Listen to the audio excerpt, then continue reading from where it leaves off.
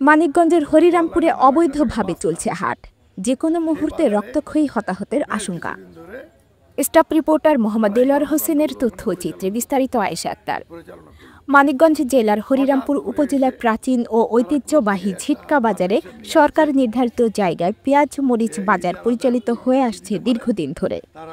কিন্তু সম্প্রতি কিছু অসাধু ও স্বার্থান্বেষী মহল পরিকল্পিতভাবে সরকার কর্তৃক বরাদ্দকৃত দোকান বন্ধ রেখে পার্শ্ববর্তী ইউনিয়নের একটি ব্যক্তি মালিকানাধীন জায়গায় পেঁয়াজ মরিচের হাট স্থানান্তর করেছে বলে অভিযোগ উঠেছে।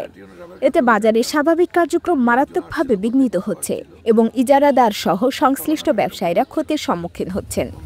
তথ্য নিয়ে জানা যায়, গত পহেলা বৈশাখ থেকে নতুন বাজারটি অবৈধ পন্থায় উদ্বোধন করা হয়। খবর পেয়ে স্থানীয় প্রশাসন সেনা সদস্যদের সহযোগিতায় বন্ধ করে দেয়। দীর্ঘদিন বন্ধ অবস্থায় তাদের অভ্যন্তরীণ কার্যকলাপ চালিয়ে যাচ্ছিল। হঠাৎ স্বতঃস্ফূর্তভাবে পুনরায় হাটটি চালু হওয়ায় পুরাতন বাজার কমিটি ও নতুন বাজার কমিটির মধ্যে ক্রোধ সৃষ্টি হচ্ছে। জানা গেছে, ঝিটকা বাজারে পেঁয়াজ মরিচ হাট অত্যন্ত গুরুত্বপূর্ণ একটি অংশ, যেখানে প্রতিদিন প্রায় 1000 ব্যবসায়ী ও সাধারণ ক্রেতা সমাগম করে। সরকারি নীতিমালা অনুযায়ী হাট বাজার স্থাপন বা সম্প্রসারণের জন্য জেলা প্রশাসকের অনুমোদন আবশ্যক এবং সংশ্লিষ্ট ভূমির মালিকানা অবশ্যই ভূমি মন্ত্রণালয়ের অধীনস্থ হতে হয়। অথচ চলমান পরিস্থিতিতে এসব বিধিনিষেধ উপেক্ষা করে ব্যক্তি মালিকানাধীন স্থানে বাজার সরিয়ে নেওয়া হয়েছে। বিষয়টি নিয়ে উদ্বেগ প্রকাশ করে বাজারের বৈধ ইজারাদার রাকিব হাসান বলেন, আমি বাংলা 1432 সনের জন্য বৈধভাবে ঝিটকা বাজারের ইজারা গ্রহণ করেছি। সরকার প্রতি বছর এখান থেকে 40 থেকে 50 লক্ষ টাকা রাজস্ব আদায় করে থাকে। অথচ এখন কিছু ব্যক্তি নিজস্ব স্বার্থে বাজার অচল করে তুলেছে, যার ফলে সরকারও বিপুল রাজস্ব থেকে বঞ্চিত হচ্ছে। তিনি আরও জানান, ঝিটকা বাজারে সরকার কর্তৃক নির্ধারিত পেঁয়াজ মরিচ হাটের দোকান বরাদ্দ নিয়ে অনেক ব্যবসায়ী চান্দিনা ভিডিতে নিয়মিত ব্যবসা পরিচালনা করে আসলেও কিছু অসাধু ব্যবসায়ী দীর্ঘদিন যাবৎ দোকান বন্ধ রেখে বাজার কার্যক্রম ব্যাহত করছে। এর ফলে বিক্রেতারা ঠিকভাবে তাদের পণ্য বিক্রি করতে পারছেন না এবং বাজারে ক্রেতাদের উপস্থিতিও কমে যাচ্ছে। এ অবস্থায় তিনি উপজেলা নির্বাহী কর্মকর্তার কাছে লিখিত অভিযোগ দিয়েছেন এবং অনুরোধ করেছেন যাতে সরকারি বরাদ্দকৃত দোকানসমূহে বাধ্যতামূলকভাবে ব্যবসা পরিচালনা নিশ্চিত করা হয় এবং সরকারি অনুমোদন ছাড়া অন্যত্র বাজারটি বন্ধ করা হয়। স্থানীয় ব্যবসায়ী মহল ও বাজার সংশ্লিষ্টরা বলেন, ঝিটকা বাজার কেবল একটি কেনাবেচার স্থান নয়, এটি এলাকার অর্থনীতির মূল চালিকা শক্তি। বাজারের এমন পরিস্থিতিতে ক্ষুদ্র ও মাঝারি ব্যবসায়ীরা মারাত্মক ক্ষতির মুখে পড়েছে। বিশ্লেষকরা মনে করছেন, হাটবাজার সংক্রান্ত সরকারি গেজেট ও নীতিমালার কঠোর বাস্তবায়নই পারে এ ধরনের অপচেষ্টা রুখে দিতে। অন্যথায় তা শুধুমাত্র স্থানীয় অর্থনীতির ক্ষতি নয়, বরং সরকারি রাজস্ব ক্ষতির কারণ হয়ে দাঁড়িয়েছে। বিষয়টি নিয়ে জেলা প্রশাসনের যথাযথ পদক্ষেপ ও তদারকি কামনা করেছেন ইজারাদার ও সাধারণ ব্যবসায়ী সমাজ। ঝিটকা বণিক সমিতির সভাপতি মোহাম্মদ বেলায়েত হোসেন বলেন, সরকারের রাজস্ব রক্ষার্থে মানিকগঞ্জের ঐতিহ্যবাহী ঝিটকা বাজারের পেঁয়াজ কাঁচামরিচের হাট কুচক্রী মহলের হাত হতে ফিরিয়ে আনার দাবি জানিয়েছেন। গালা ইউনিয়ন পরিষদের চেয়ারম্যান মোহাম্মদ শফিক বিশ্বাস বলেন, মানিকগঞ্জের ঐতিহ্যবাহী ঝিটকা কাঁচামরিচের হাট রক্ষার্থে কুচক্রী মহলের হাত থেকে রক্ষার জন্য রক্তক্ষয়ী মারামারি করার পূর্বেই প্রশাসনের হস্তক্ষেপ প্রয়োজন। হরিরামপুর উপজেলা নির্বাহী অফিসার ইউএনও কোহিনুর আক্তার বলেন, পূর্বে লিখিত অভিযোগ পাওয়ার পর সেনাবাহিনী দিয়ে অবৈধ বাজার বন্ধ করে দিয়েছিলাম। পুনরায় লিখিত অভিযোগ পেলে আইনগত ব্যবস্থা নেওয়া হবে। একটা জায়গা বাস্তা, সেই বাজারে বেশ কিছুদিন ধরে তারা এই কর্মকাণ্ডগুলো ওখানে পরিচালনা করল।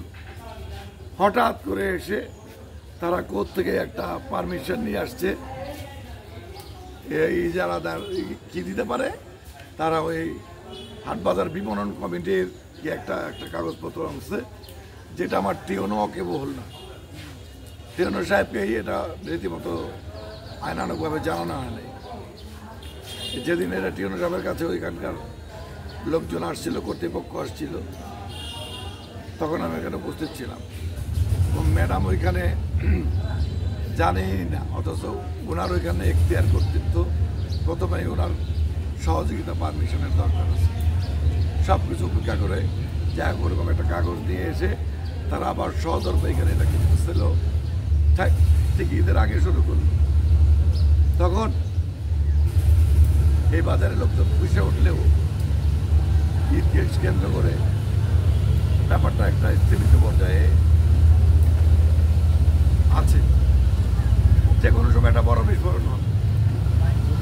যে কোনো সময় কোন রকম নিয়মের পালায় তোয়াক্কা না করে আবার ওইখানে শুরু করেছে প্রশাসন নির্বিকার।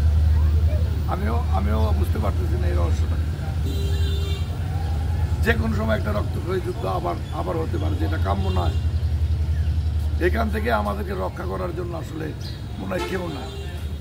এই যে যুদ্ধ সামনে হবে এখান থেকে আমরা রক্ষা পেতে চাই। জিটকা বাজার, যেখান থেকে সরকার প্রতি বছর একটা ভালো একটা অ্যামাউন্ট পেয়ে থাকে, রাজস্ব পেয়ে থাকে, সেই ঐতিহ্যবাহী বাজার যেখানে 4-5টা ইউনিয়নের রুটির জায়গা, সেই বাজারটাকে নষ্ট করবার যে পায়তারা, সেই অসাধু পায়তারাকেই কিন্তু কেন জানি বুঝলাম না, এটা এখনো পর্যন্ত ঠিকই আছে নাকি রক্ত গেলে এখানে ব্যাপক বড় সংঘর্ষ হইলে 2-4 জন মারা গেলে তারপরে টনক নড়বে, তারপরে একটা ব্যবস্থা হবে, প্রশাসনিক ব্যবস্থা। এটা আমি বুঝতে পারতেছি না আসলে। আমি সরি, এটার প্রতিকার হওয়া দরকার। It's a devil stepping, it's very clear message, it's a devil step and it should be stop it here as soon as possible. Stop it here. And this is my impression, already I have expressed. And সভাপতি জিটকা বাজার ব্যবসায়ী কল্যাণ সমিতি। আমরা এই বাজারের একজন ব্যবসায়ী। জিটকা বাজারটা মানিকগঞ্জ জেলার মধ্যে একটি ঐতিহ্যবাহী বাজার, যে বাজারে ব্যবসা করে কিছু সংখ্যক লোক নিজেদের স্বার্থ সুনিশ্চিত করার জন্যে পাশে একটা বাজার বসানোর জন্য চিন্তা ভাবনা করে তারা সেখানে মাটি ফেলে এবং সেখানে বাজার বসানোর চিন্তা ভাবনা করে।